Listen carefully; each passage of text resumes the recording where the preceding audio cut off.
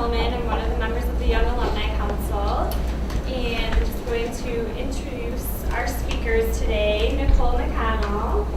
She is Director of Employee Lifecycle at Spectrum Health. She was appointed to her current position as Director of the Employee Lifecycle Center of Expertise at Spectrum Health in December of 2011. In this newly created role, Nicole is responsible for the areas that enhance the employee experience. These include orientation, onboarding, reward and recognition, career planning and development, and committee and employee engagement. Prior to her current position, Nicole was the Director of Human Resources at Priority Health.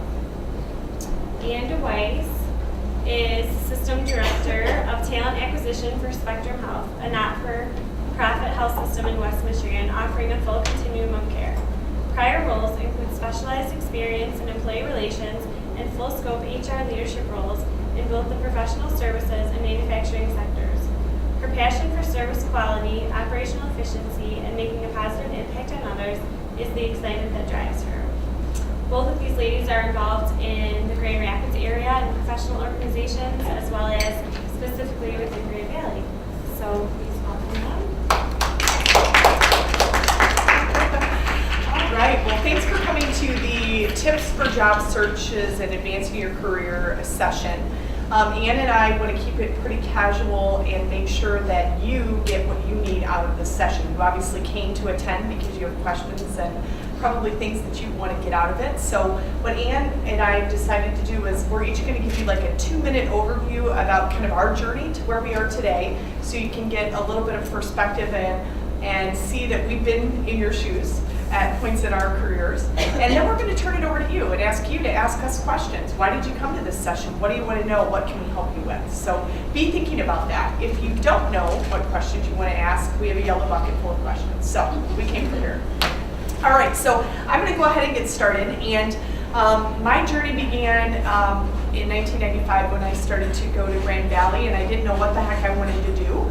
I really liked working. I worked full-time while I went to school, and with that I started to struggle in school because I was like, do I want to be a social worker or a nurse? What do I want to do? Nothing was really connecting or resonating.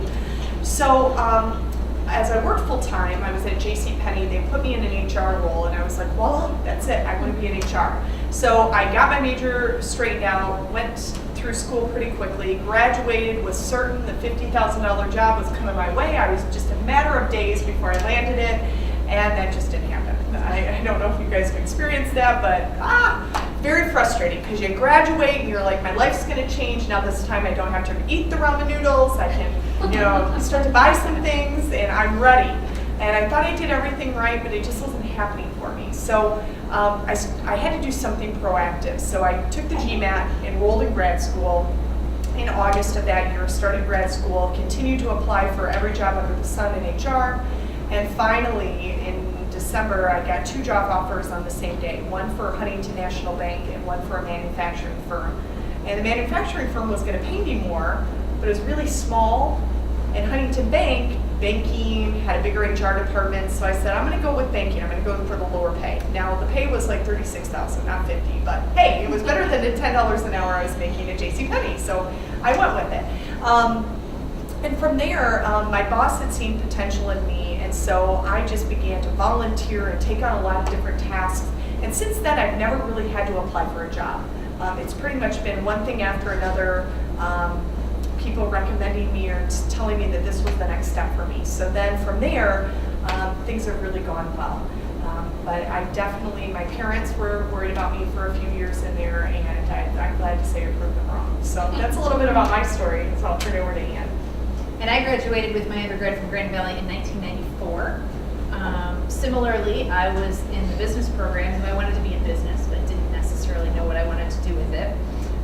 Didn't know that I needed to work while I was in college, and I found a part-time temporary job through the Career Services Office at what was a manufacturing company at the time in Allendale called Nicholas Plastics. It was a temporary part-time opportunity for somebody who was on maternity leave. It was kind of clerkish type work doing data entry, and as I was wrapping up that opportunity, the human resources manager who hired me asked me if I was interested in a part-time HR assistant opportunity as she was looking for a little bit of help in her department, but didn't necessarily have a full-time regular opportunity, and thought that it might be a good way for me to explore human resources as a career. So I said, sure.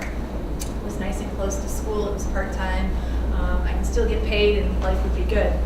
And that was really the opportunity that I needed and the mentor that I needed to help me grow and develop and realize that HR was really where I wanted to be. And so at the time, the HR emphasis at Grand Valley was really new, and I enrolled in that emphasis area in my Bachelor's of Business program. Had an opportunity to continue to work within the Nicholas Group with plastics companies, which doesn't exist anymore, but I was one of the lucky ones that never had to send out a resume when I graduated from college. So they offered me a role when I graduated, and I had a few different opportunities within the manufacturing environment.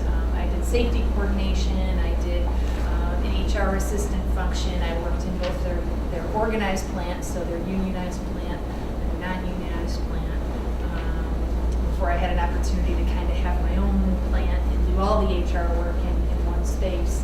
Before I left, I spent about 9 years at that organization. And again, I was really lucky to have the mentor that I had that gave me the opportunities to grow and develop and have different experiences. I left there and went into a professional services organization, IT, and was the director of HR for that organization, which was about 100 employees. Then moved back into manufacturing into an organization of about 300 employees before I came to Spectrum Health. I got my master's degree from Central Michigan University, not Grand Valley.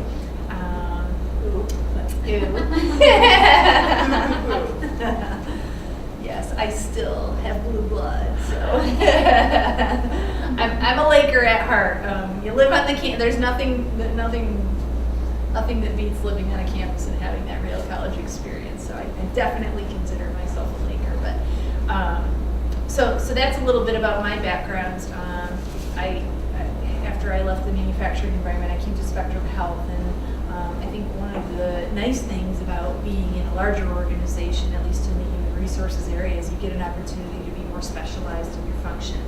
And so when I came to Spectrum Health, I worked in the employee relations side of the business, which really allows you to use kind of a broader scope of your background to serve in that capacity to help the employees and help the business. But moved over to the talent acquisition space or recruitment area about 3 years ago. So now I'm leading that for the system. The Spectrum Health system, in addition to the hospitals, is our medical groups, our physician practices, as well as Priority Health, our health plan. Sometimes people don't connect all those dots, but we're a big organization with about 19,000 employees. Lots of opportunities. So now it's your turn. We're going to start in the back because you two were first.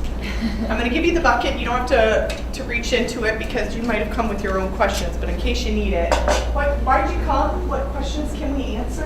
What tips can we give you? Well, I came because I just graduated. Congratulations. officially, And I have a job. I got lucky to have gotten a job pretty close to graduating. Well, I walked last year, but I didn't just get my diploma until this last semester. And so I was pretty lucky, but now I'm kind of just, I don't know, I'm an assistant property manager at a growing place, and I like it. And I'm trying to figure out if I want to go further into property management, but I have a degree in psychology. And so I don't know if I want to do something else. I've actually been looking at jobs at Spectrum. Oh my goodness. And so maybe you'll see my name, Jackie Jones, remember? Okay. That's what it's all about, networking, making those connections. So I don't know, like I like psychology, so I'm just kind of trying to figure out what's my next step, and I'm kind of motivated by my best friend because he's kind of been putting job applications in everywhere, just random places. He's like, well, I'll just get a job. If I don't like it, I'll go to the next one.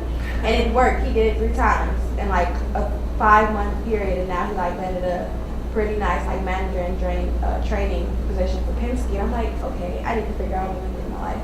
So I just need to figure out, how to kind of go for the next steps of finding that job that I'm completing in. Yeah. Not really a question. Well, no, I think there are some questions in there. I drive some. I'm going to knock my water over.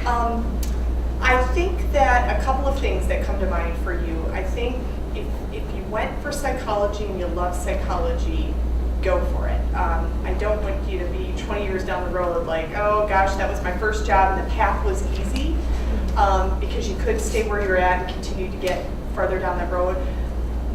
It's your life. I think you gotta drive for what you want, and now is the time. I was always conscientious in my career to not get stuck with the money factor. Like for instance, when I was at JCPenney, they wanted to promote me to a manager in retail. I just knew that was not for me. I knew it. But it would have been a huge, I mean, it probably would have been at 30,000 or 36,000 there, which I was in my first HR job, but I didn't want to get locked into that, making that kind of money, knowing that when I took my first HR job, I might have to take a step back. So I think be really conscientious with these first moves in your career, because they do set the tone. And you hate to look back and wish you would have gone after that passion. So be selective. Now's the time that you can take those maybe more entry-level jobs and build from there. Yeah. And your friend who applied everywhere under the sun, I'm glad that he got 3 jobs in 5 months, but that can also work against you. And because you start to sell yourself in that way, you get down in front of the interviewer and they're like, why are you here? And they're like, oh, I applied to everything. You're not able to articulate why that's a match for you, why you want to be there, and why that's the best job for you. And you're going to find yourself not necessarily getting the opportunities that you want. So it is your career. You need to manage it. You need to know what you want. That's where sometimes we get employees sitting in front of us, and I'm like, what do you want to do? And they have no idea. It's hard for me to help you. I think that's my at that problem point. too. You got it. I've always been like, I was a front desk assistant for like 4 years in college, and then now I'm assistant property manager, which has a lot to do with like front desk and stuff. And I have like, I'm 23 with 10 years of customer service experience. And so I kind of, That's quite my impressive. grandmother owned a business, so I was like working with her since I was like 13. Wow. And so I've always been like, I don't know if I want to keep trying to go towards the administrative assistant secretary kind of thing, or if I should be going towards more of the psychology thing. But since I'm so comfortable and I know that I do the administrative assistant secretary thing so well, I don't know if I should like stay in that or branch into something different. So it's just kind of hard to break myself out of what I'm familiar with. I would say focus on where your passions are driving you. If you don't see yourself growing in an administrative career in 10, 15 years, don't continue to build down that path. You can always use those skills that you've learned, particularly in customer service, to complement other work that you might do. But if your passion is really to use that psychology background, figure out a way that you can do that. Life is too short to go to work every day and not love what you do.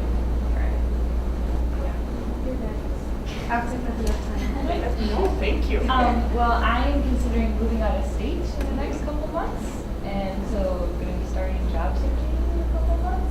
I graduated a couple of years ago, and I've been working as a social worker at one place for September will be 2 years. So, and then I have my internship experience. So I do have a couple years of experience. Is there any suggestions you can give me for looking for a job out of state? Why are you looking to leave the state? Just curious. Since I sell West Michigan every day, Right? I want to hear what's better on the other side. I came from Detroit, came over for school, and I pretty much stayed on the side of the state because my sister was here. So she graduated and moved away last summer. I don't have anything here. I have a job and a couple friends. I can do that anywhere. I wanted to move out of Michigan. I don't like the winters are horrid, Okay. and I trashed my car last spring, and so now I'm terrified to drive in the snow. So I live in Allendale, and I live downtown Grand Rapids. So driving Lake Michigan Drive in the winter every day was like, I was like, something has got to change. And my sister moved down to Florida. I have lots of family down south, and the guy I'm seeing moved down south. So you gotta go south. yeah, so and my whole family wants to end up down south eventually too. So Right. why not? I need a change. I feel like I'm waiting for my life to start. My life hasn't started yet. I'm at that where I'm waiting for my life to start. Yeah. It should start now.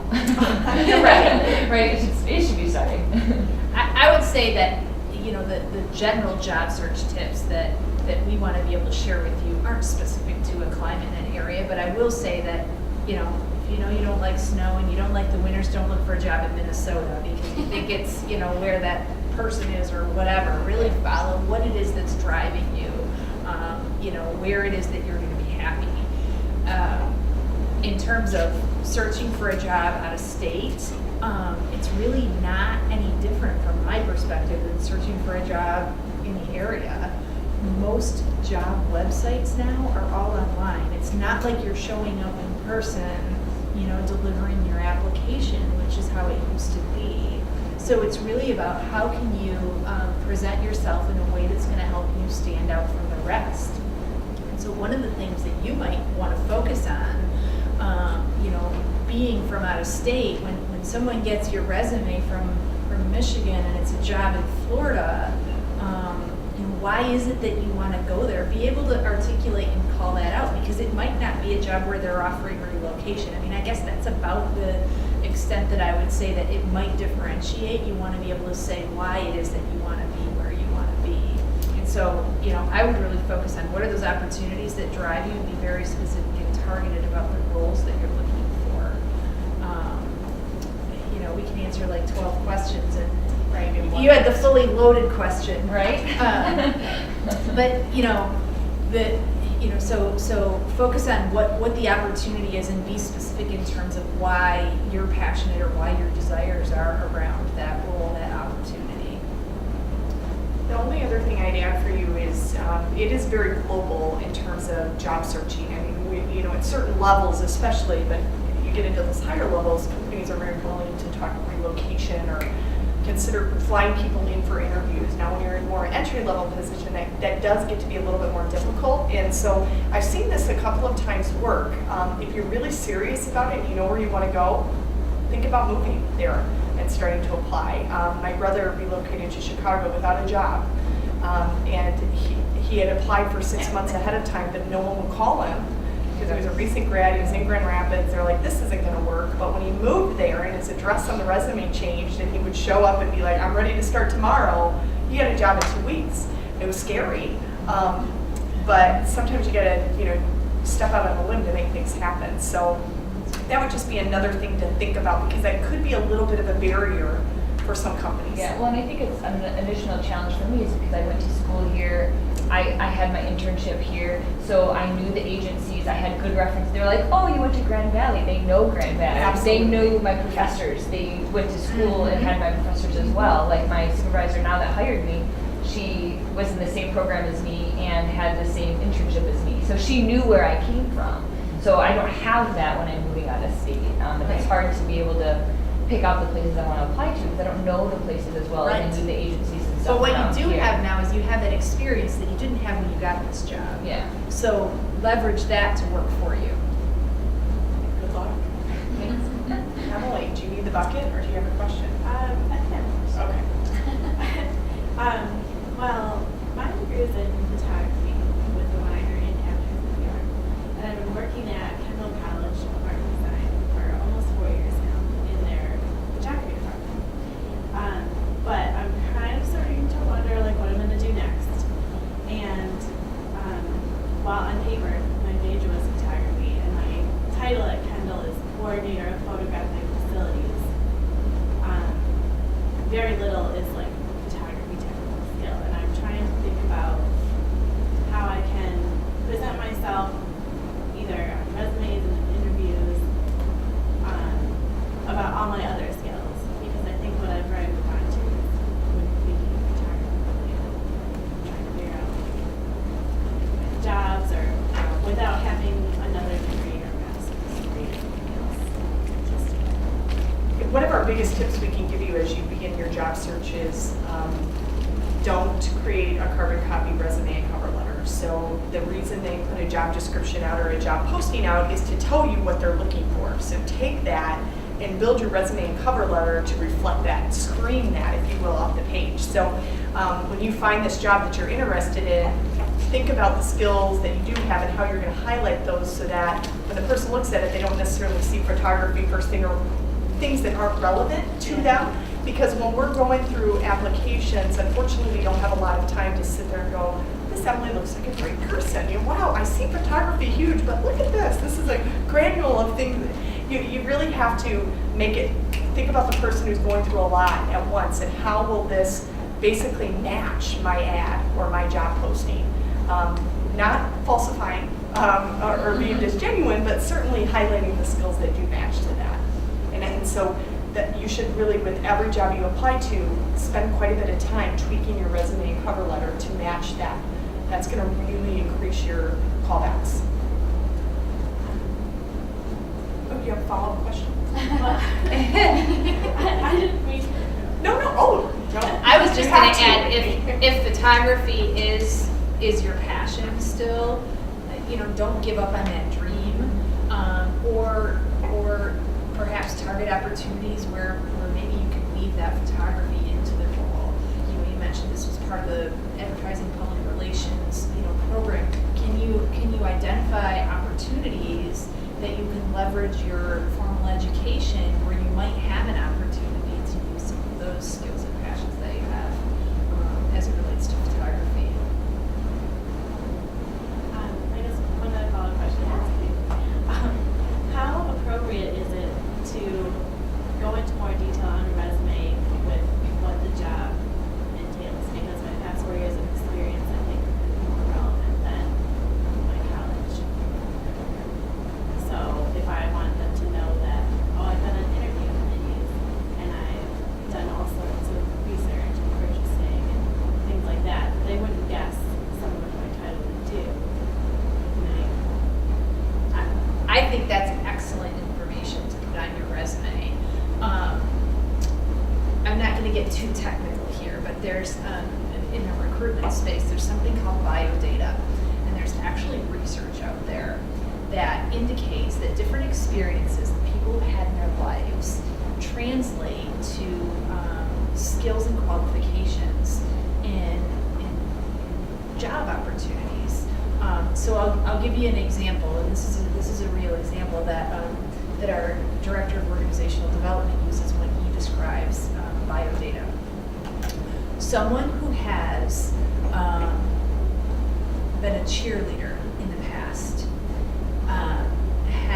has statistically greater success of being stronger in a customer service environment. That cheering on, making a positive impact. There's actual literal research out there on that. So when you think about volunteer opportunities that you've had, leadership opportunities, I mean, you have to, maybe rotate some of those off as you get further in your career, but Nicole cut half of her profile out, but participating in Inforum and the HR Advisory Council from Grand Valley. Yeah, I was a Tri Sigma at Grand Valley. I was in Excellence in Leadership. I was the president of my sorority. I was, all of those kinds of things translate to experiences or competencies that you can use in the workforce.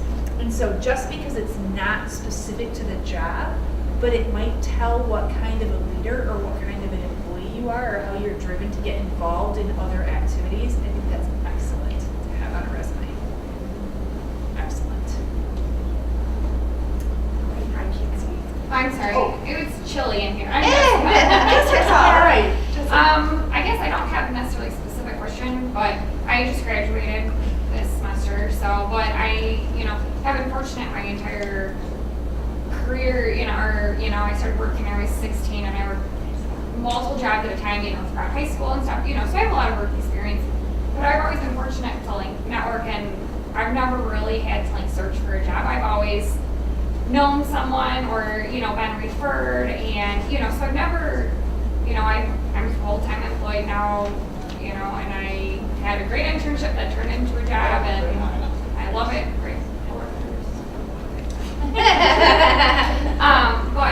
But I've never been on the, I graduated college, well, now what, how do I, so I guess I don't even necessarily know how. Mine's more of just the process of going about, searching for a job, and I have a resume, I know I've used it and everything, but it was more for, technicality reasons and everything, but I've never really gone through the process of what do you do, I don't know, and it sounds silly, but I've always, known people that have known people or, Right, which is a great place to But be. yes, Keep it is. that up if you can. Exactly. It's a lot easier.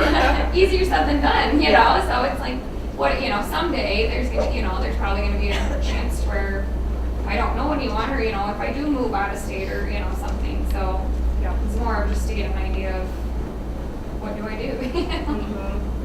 Yeah, absolutely. I think you've heard some of the tips on the resume and cover letter piece. Make sure you take your time and applying, and then when you actually get in front of the interviewer, just making sure you're prepared. That's the biggest advice that we can give you is do your homework, do your research, come with questions, be inquisitive, be smart, done some research on what the company's doing, ask those types of questions, not generic questions.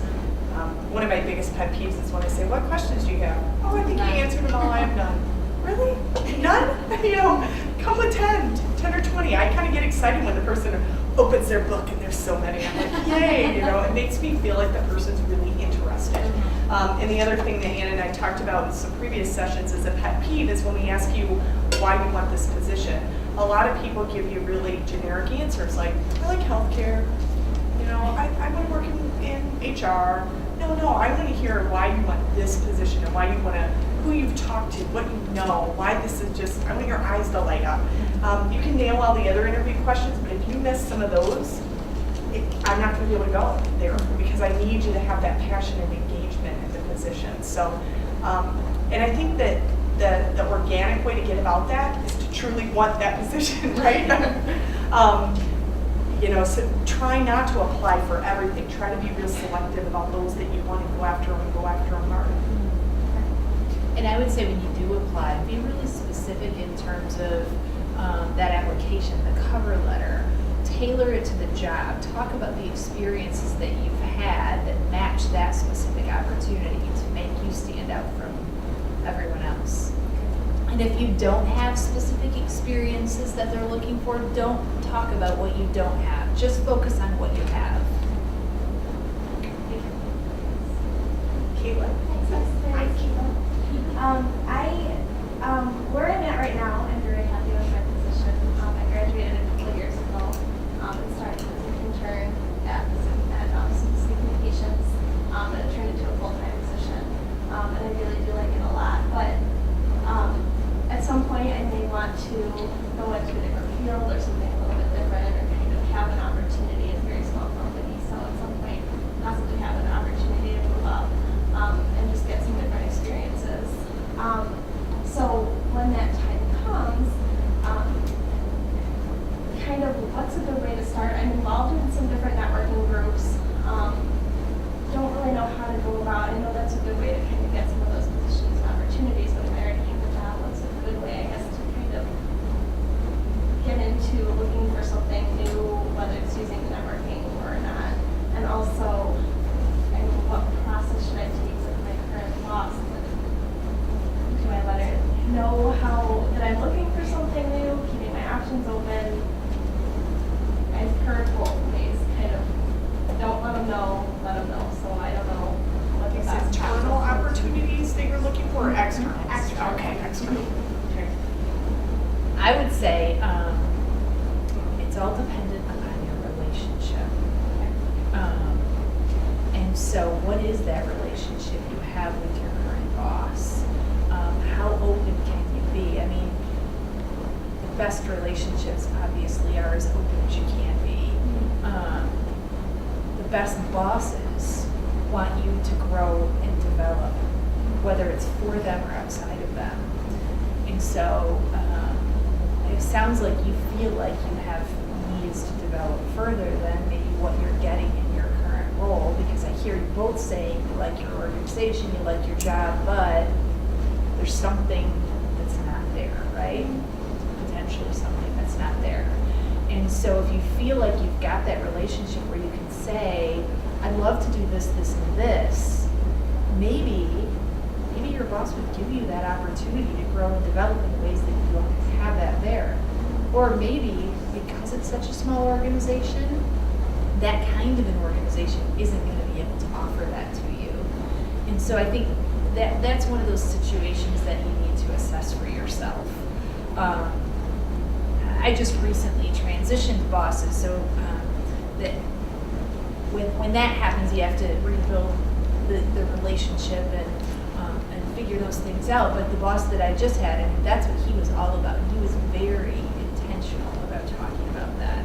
You know, he wanted to make sure that we were fulfilled in growing and developing, and that he was leveraging our strengths. That was a really cool thing about David, who was the last boss that I had, is he really focused on what you're good at, and how does he make sure that you're using those strengths to build and grow and develop. We all have opportunities, we all have weaknesses. Why would we want to focus on those? I've got a personal story about that, where I was in a leadership development program, and we went through this whole assessment, and we had to build this development plan. And I kept focusing on how I needed to get better at these things I wasn't good at. And they're like, no, you're going about this all wrong. How can you leverage your strengths? That's where you're going to excel. Focus on that. So think about what are those opportunities that your current boss is giving you. And I'm getting a little bit off the job search track, but it's about fulfillment. It's about finding that opportunity that's going to excite you, that's going to make you happy to get up and go to work every day. If you don't feel like you're getting what you need out of your current opportunity, then that should be telling enough to you to explore that job search. But it's about relationships. So, you do hear of people saying, I told my boss that, I was looking for another opportunity, and the next day my job was posted. But you're going to have to gauge that for yourself. That's not something, unfortunately, we can tell you. Yeah, I think kind of the middle of the road, something that I've seen work before is, in your next time with your boss, to tell them that you do want growth opportunities. Is there anything that they can provide to give you X, Y, and Z? And then they know, I can sense when my employee is like, something's got to change. And it's not a bad thing, because they didn't say they were looking external, but I know that they're antsy. And in the back of my mind, I know that might mean that they're looking external. And I don't feel they're disloyal because they haven't said I'm looking external. And so then I, as a manager, have the opportunity to either make something happen for them, or when they come to me in 2 months and said they've accepted another offer, I get it. They let me know. I feel like that was fair. You know what I mean? If you came to me and just said you accepted another offer, I might be like, why? And then you're telling me you had these growth needs, and I didn't have the opportunity to address those, then I feel a little gypped.